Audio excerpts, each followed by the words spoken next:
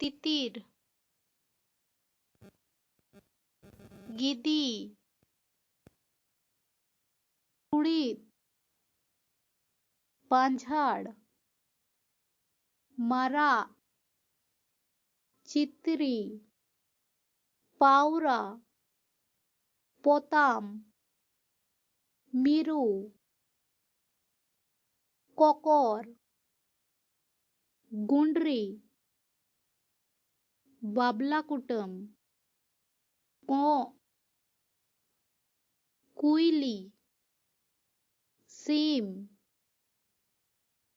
Sandi, Gede, Ghevra, Kisni, Swiggy,